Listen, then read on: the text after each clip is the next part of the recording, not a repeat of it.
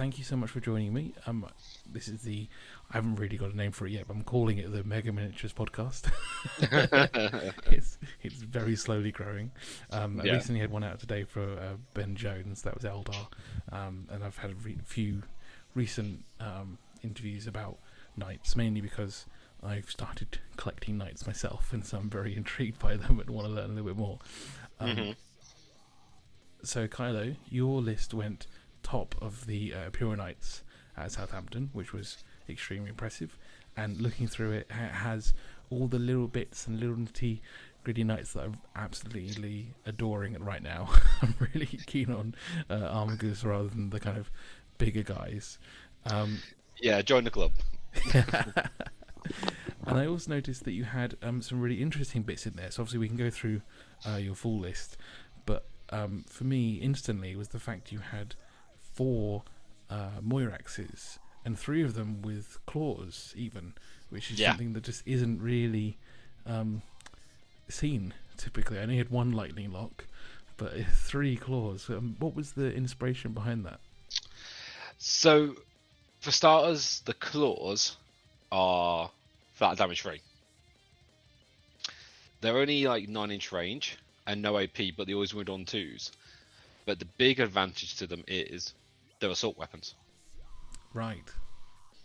So with the Moira Axes, they get to, if you pop the strat for auto advancing 9 inches, they get to go 21 inches and then still shoot. So they're there to kind of give a little bit of pressure early game, and also to kind of take away like 1 model. All they need to do is to get rid of 1 model on an objective if like Space Marines on it, for example, and then the objective's yours. And that's it really. They're not great in melee. So the Moira Axes is still getting the 5 objective secured things, right? Because they still have that keyword. Cool. Yes, so all Moira Axes have objective secured 5, and obviously objective secured. So when you're playing things like the Orcs matchup, or anything that's forward deploying that is potentially a threat to you turn 1 or can hamper you in, the Moira Axes can go, well, I'm going to go straight up into your face, I'm going to claim the objective, and for example, if they are Orcs where the commandos where they're not objective secured, but if say they're just normal Space Marines, all you got to do is get rid of 1 and the objective is yours. And if sometimes they can roll well, sometimes they can roll badly, but you're in their face. Plus in the list I've gave them strike and shield, which means that they have transhuman to hit in combat and ignore AP1. So Space Marines on turn 1, if they want to charge, probably don't touch me that much because I'll still have a 3+ save. But they're a nice little early threat, like turn 1, and also for anything coming in from the sides from Deep Strike, they normally can't Overwatch because you're 9.1 away from Overwatching. But they're also the great little thing. You don't need to worry about them being on top profile. You don't need to worry about them being bracketed. If they're still alive, they're still alive because they're just assault weapons at the end of the day. I see. Oh, I think it was a brilliant and interesting take, as I say, because it's not something that you see often. And I think that's what really does excite me about different lists, is the small adjustments that then work for you. So yeah. So take you through the whole army, if you would. I don't know if you can remember off the top of your head. Well, I've run it a few times, so I know it pretty well by now. So first off, it's obviously Imperial Knights. It's the Army of Renowned. So that gives me... Everyone gets a wound back at the start of my turn. And everyone gets to ignore modifiers for advancing and charging. So with those 2 things in mind, that unless a knight is dead, it still functions within the game. It's still a threat. And the advance and charge doesn't always come up. But when you play against, like, say, Custodes or Tau or anything that gives you a minus to your advance and charge, then you just ignore it. Fine, you Nice. you still take the mortal wounds from the Eldar, but you can't stop the charge with it. So it's great against that. It's funny when you do it against custodians and they go, I'm going to tangle foot, or go, cool, I ignore modifiers, and like, great. It doesn't it. I can still get affected by, like, say, Tanglefoot in the movement phase, Yeah. but for doing events and charges, like, no, your Tanglefoot doesn't work. So it's great for getting places that you need to. Starting off with the list, I have 3 Helverins, which are all Hunters of Beasts. Hunters of Beasts are +1 to hit against vehicles, Yes. which are amazing. I think every single Knights list I've got at the moment has Hunters of Beasts in it, whether it be Imperial or Mechanicus list. I have Hunters of Beasts in it because they're just amazing for what they do. Yes. One of them has the Bastard's Helm. I literally call him the Jon Snow of the Knight's World. A bit of Game of Thrones reference there. Yeah, that's a good one. That's the ability for extra command points. No, it's +1 to wound.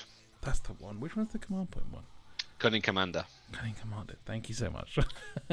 So the Bastard's Helm has 2 things. One, it makes that knight always +1 to wound. Yes. Always. He then gets to give someone the +1 to wound and a -1 damage as well.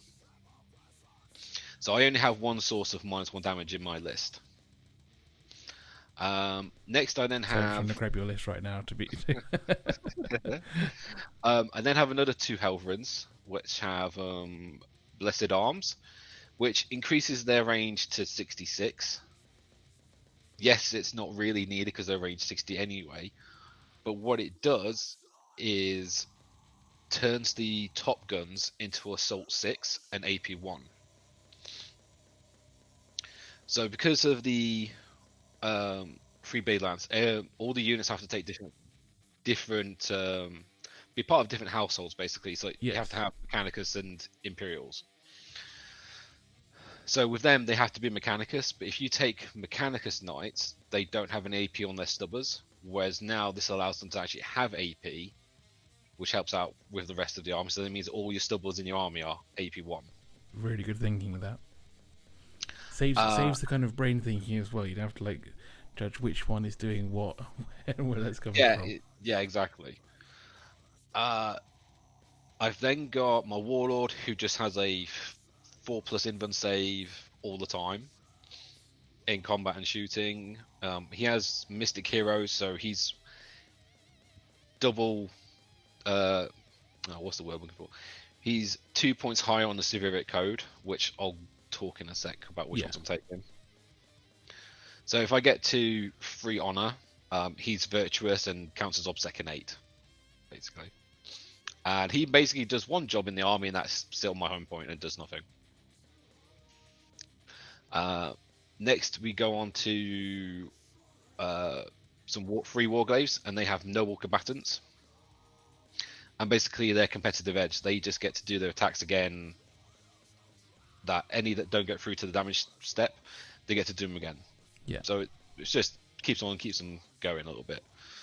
And obviously, they're Imperialis. Then I've got my 3 Strike and Shield, which are my 3 claw guys, as it were. Yeah. With the Strike and Shield, who then have transhuman to hit in combat and also ignore AP 1. Which is huge, yeah. In combat, yeah, it is. There's not that many stuff in that's AP 1, but there's times when it comes up and it is really useful. Yeah. And then the last guy in the list is another Moira Axes, but he's got 2 lots of lightning locks, and he has last of the line, which allows him to get full rerolls to hits against units of 6 or more. And because his lightning locks get to explode on 6s twice, it turns out to almost be 100% hit rate against them. Yeah. And also it's really good for overwatching as well. If a unit of boys or anything over 6 models charges you, it's cool. I get 3 rerolls and I like 6s. Absolutely. Uh, and then the two civic codes I'm taking at the moment is Defend the Realm, which is probably one of the best ones because as long as you're honoured, you gain an extra CP at the start of your turn. So you're always gaining 2 CP provided you're honoured. Yes, because you can And keep it anyway. That's the part of the yeah, rule. Yeah. that's part of the rule, and it doesn't count towards if you gain any additional ones. So if you did something like Cunning Commander, then you could potentially gain additional 2 CP at the start of your turn. And then I'm taking Refuse No Challenge. So basically, it's +1 to hit in combat if I charge, get charged, or heroic intervene.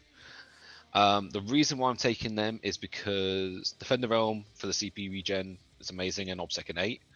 And the other one is it's an easier one not to lose honor points on. It's also a bit harder gaining the honor sometimes with how my army functions. But you're going for that command point one. So actually having that second one, even it just keeps steady rather than gaining, is obviously a win. The gaining the extra +1 to hit also helps the claws because they're -1 to hit. So now they would be hitting on 3s, but then if they charge, they'll be on 2s, but then the -1, so they're back onto 3s.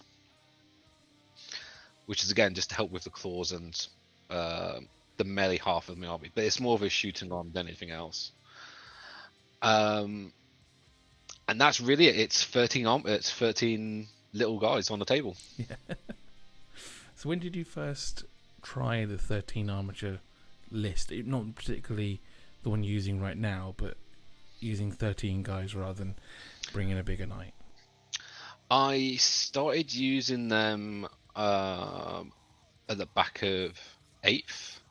I've been playing knights for like 3 years now. Oh, cool. So I wasn't happy. I couldn't get on with the big boys for ages. The only big list I ran was the 3 Megaras when they were probably the best knights to take. Yes. But then obviously with their points increases and then they weren't doing quite enough, I went to all the little ones. My friend Matthew Judge, who was one of the best knights players, I think he was top of the ITC for it as well. He started running all the little ones, and I was like, oh, that's a cool idea. So I started doing that, and then it was just I wasn't having much luck with the big knights. I was doing better with all little knights, and at the time it was just more efficient because you could have a reroll of a hit, reroll of a wound, kind of like they have now, and it was just for me it worked better, and I just did better with the little knights. Then when the Codex came out, the new one, I was really excited for it, and what they got was really good. But at the time, it came out, and it was a really balanced book in a really unbalanced meta. Yeah. Sadly. So you had I mean, you only lost a couple of games this weekend, and one of them was to the Boogeymen at the moment, the Dark Angels list. So it's a tough one to come up against for any army, to be honest. Yeah, any army.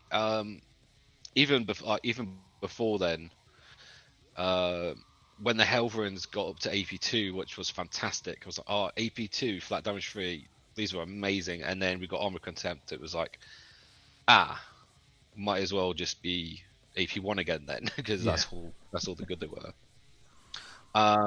But at the moment, my list is very similar to what I was running. I've just got extra models, different models for doing different things, and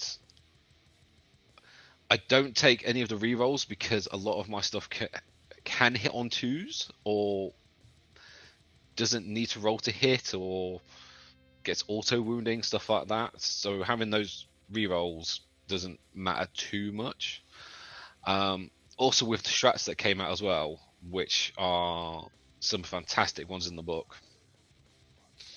I think I use the 6's auto wound strat every single time, every turn. Well, it's 1 CP. Yeah. And you select 3 models. And any 6s you get to hit auto wound. It's just a fantastic strat. Fantastic. That's a great shout. Yeah.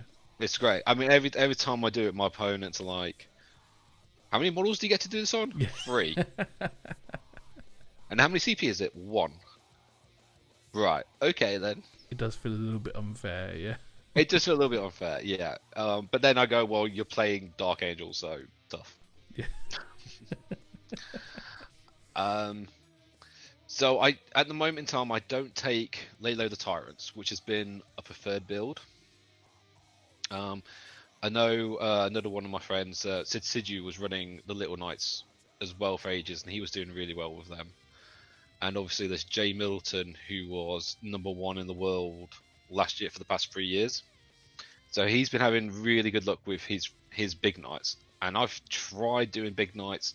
I've tried doing the 1, the 2, the 3. They've just not worked for me. So I kind of just went back to what works for me, what I like, and what I enjoy. Of course. But then he's now dropped. He's now switching back to his love of World Eaters now. So it's Yes. so move away from the Knights now. Yes, he's going back to his what he really loves and everything like Yeah. that. Which is fine. I know, and I'll hopefully be able to get to see him and play against him at some point.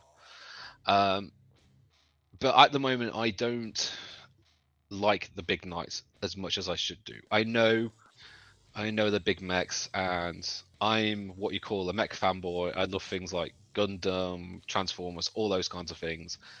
But the big knights at the moment for me just seem to die far too quick at this moment in time. Yeah, that makes sense. Now, So, there was a... So one thing I was going to bring up was that obviously I think you had a really good run. I know in the message you were saying that you won 3, lost 2, but to be honest with you, those 2 were tough matchups for what you're facing on, and that's just the way it goes sometimes. But it did seem like a lot of Chaos Knights were getting higher up the ranks than the Imperials, who were falling back down. Do you think at the moment in the current meta, the Chaos Knights are kind of just taking ahead for their new models, new rules, or is it a case of just this weekend was a strange matchup and next weekend could be the complete opposite way around? It's a weird thing with Imperial Knights and Chaos Knights at the moment. I have stated a fair few times that they are like the Jedi and the Sith in Star Wars. Like the Chaos Knights are very much the Sith because they look for like their strength inwards, so they're great individual models by themselves, whereas the Imperial Knights like have strength in helping each other out.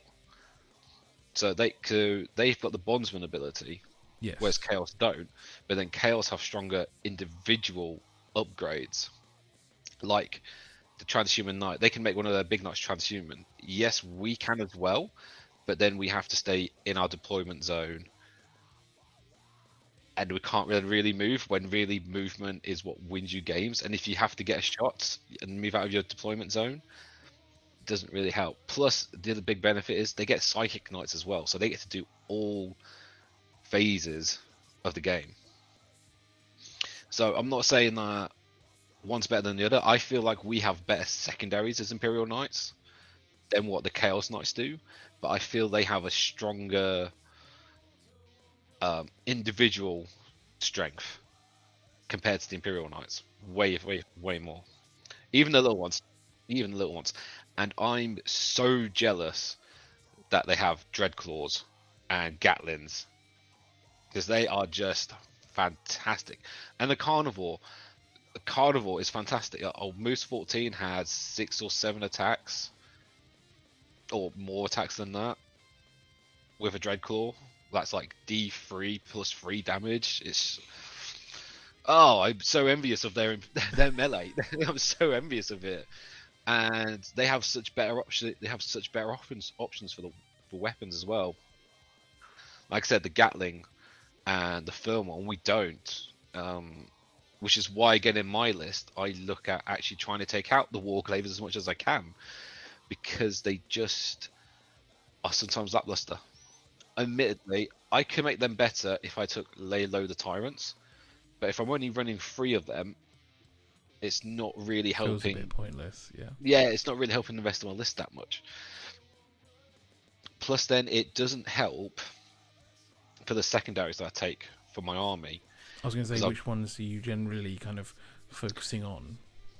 I pretty much always take all 3 knights I can notice. So I always take Yield on the Ground.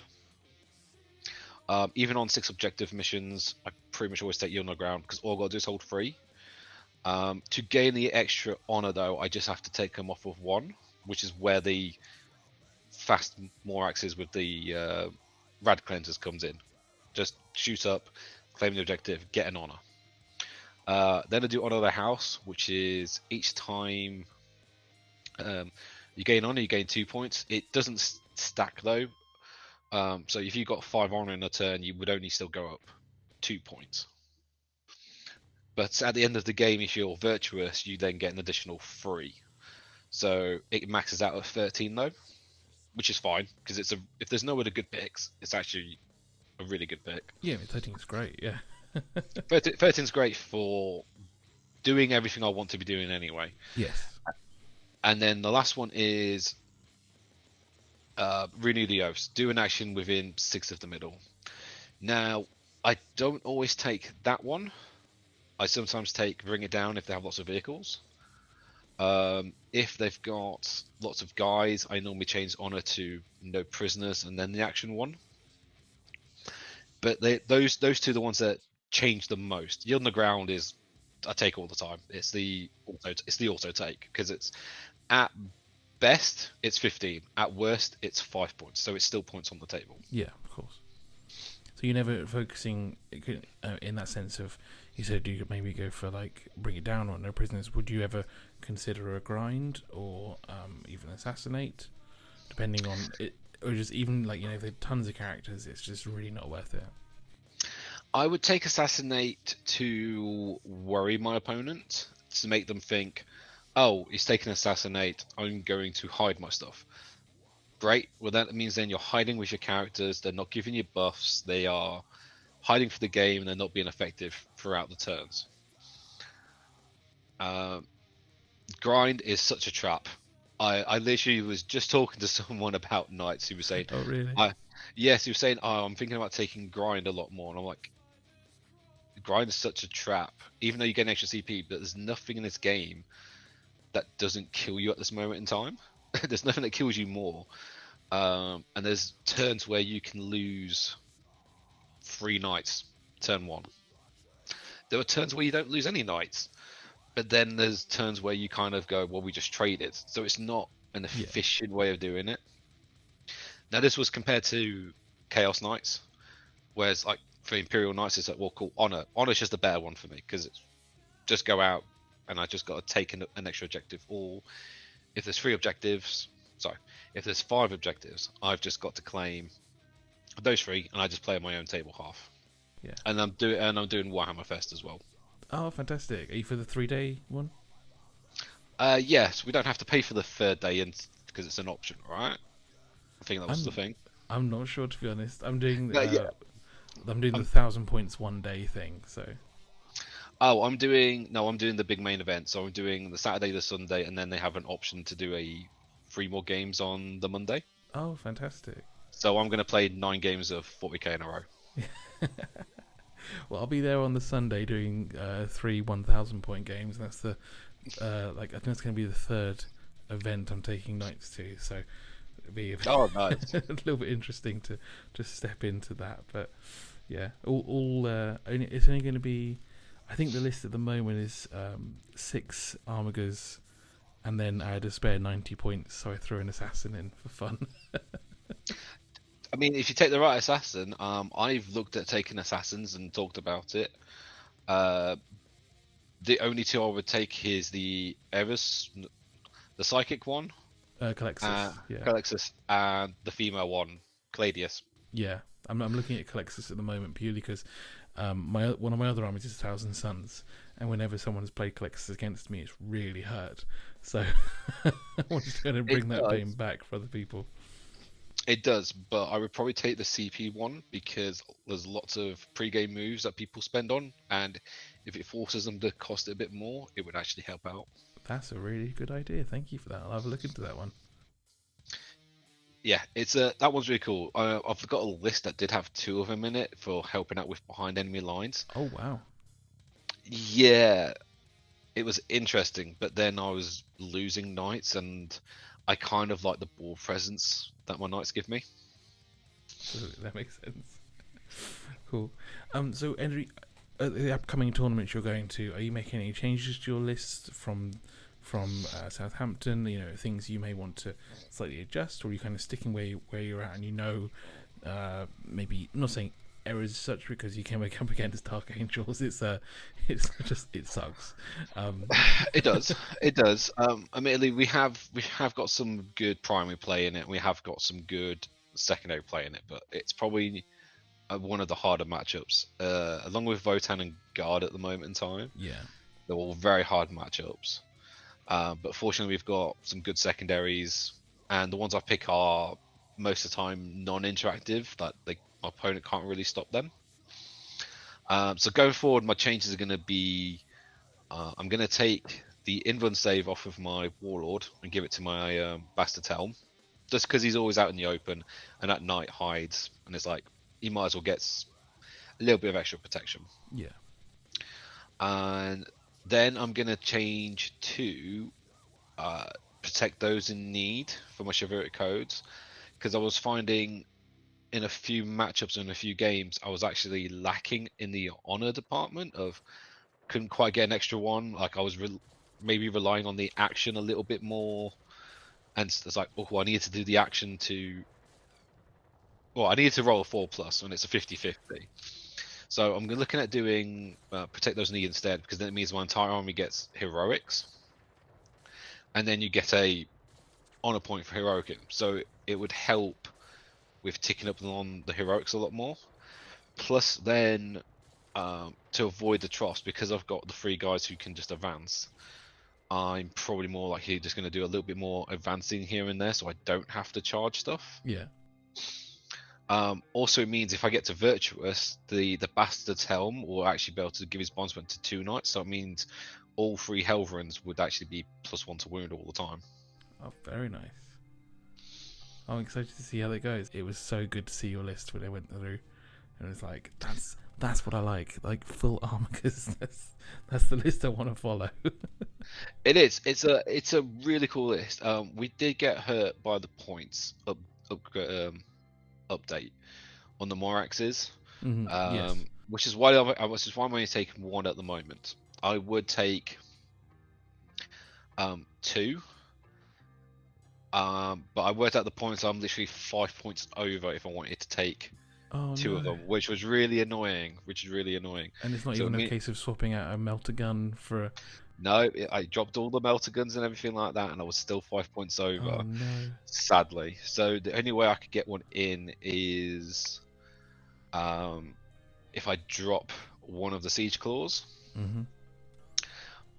But I found that I was running 2, and 2 were okay, and I kind of went, I wanted the 3rd one, and now I'm going, well, 3 is actually pretty cool and pretty good. But now I'm like going, I want an extra Morax with lightning locks. So I could drop one of my Helverins, but then I'm losing a damage 3 for a damage 1. What's the other one you can have on the Moirax? It's like a gravity... That's free. Gravitational pulse. That one's free, aren't they? From points wise, I mean. Yes, but they're only range 24, and they're blast, and they're D6 shots. Yeah, so it's not really doing the same kind of pieces that you wanted to achieve, really. No, the only way you can make them really good is if you put them in the unremitting, so they are when you shoot them they are double for blast. So you've got 5 guys, it turns into 10 guys. So it makes them efficient. But then you're not generating more hits like a Moira Axe, you're not then kind of like doing the damage like the Helverin, they're in a weird place. And Moira Axes with Lightning Locks still get rid of Marines because they're still AP2. And then I think for my next event after that is going to be Warhammer Fest, like I said. Yeah. And I'm going to be doing some practicing of... I'll still be running a similar list, but I might be changing it to House Raven, just because of how the tables are and how the terrain is. I think they might struggle getting around certain places. Yeah. So Raven would help with the mobility for that. Probably still take the same comp of stuff, But in that list, I would actually take out the one Siege Claw and put in the one Moira Axe, because I'm going to be advancing and being able to shoot. It Yes. it makes up for it in that way. Oh, that's great. I really appreciate honesty. Thank you so much. And I know it was later than originally planned. No, it's absolutely fine. Do you have any like social channels or links I could direct people to? Yes, we have a Discord that is Tryhard Wargaming. Perfect. That's actually the team I play for. Oh, fantastic. Well, I'll put that. It's a small channel, but, It's- but I'll put that on there as well anyway. And then people who find it can go and join that too. So yeah, No, that'd be fantastic. perfect. Thank you so much, Carlo, and I hope we get to meet you at Warhammer Fest. That'd be great.